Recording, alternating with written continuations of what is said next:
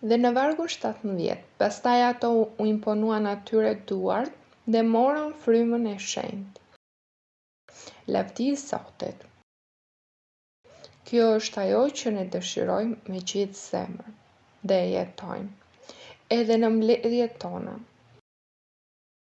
Thjesht nuk e shohim më, e po si diçka, si një masë këtë bekim, por është sporadik dhe varet edhe nga njerëzit. Disponimi i zemrave varet nga njerëzit që të marrin frymën e shenjtë. Ka njerëz të cilët janë rebel, janë krenar, budallënj, janë njerëzit e tjerë të frikësuar, njerëz të ndrojtur, kanë turp të luten me zë të lartë, ata kanë turp të këndojnë me zë të lartë, ata kanë turp të përplasin duart, i trem ndrojtja, ngurtësohen, ata rezistojnë dhe nuk e përgatisin zemrën për Zotin. Dhe kjo është arsyeja pse fryma e shenjtë nuk i pagëzon. Ata nuk pagëzohen nga fryma e shenjtë, sepse ngurtësohen dhe ndodh sikur një breshk ose një kërmill hyn në guack për t'u mbrojtur nga rreziku. Dhe ai zvaritet në guackën e tij dhe nga aty nuk del. Por rezulton kështu.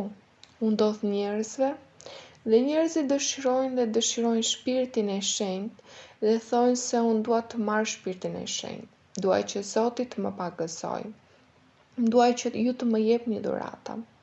Por atëre ka diçka në këtë person që e pengon atë. Ka diçka që e lidh atë. Ka diçka që po e parandalon.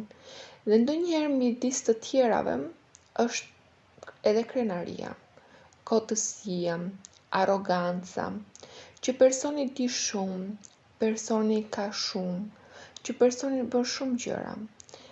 Dhe atëherë, në këtë mënyrë, ai e ngurtëson zemrën. Dhe fryma e shenjtë nuk mund të hyjë, por në kishat tona, në të gjitha vitet që unë kam mjektuar në këtë kongregacion, që kur Zoti filloi ta formonte atë, kam parë qindra njerëz. Kam parë qindra njerëz të pagëzuar me frymën e shenjtë dhe me dhurata të mrekullueshme. Kështu që kjo që ne po lexojmë, sot përsëritet edhe tek ne. Por siç thash, ka njerëz që nuk i përgatisin zemrat e tyre për ta pranuar këtë bekim të mrekullueshëm që Zoti na ka falur.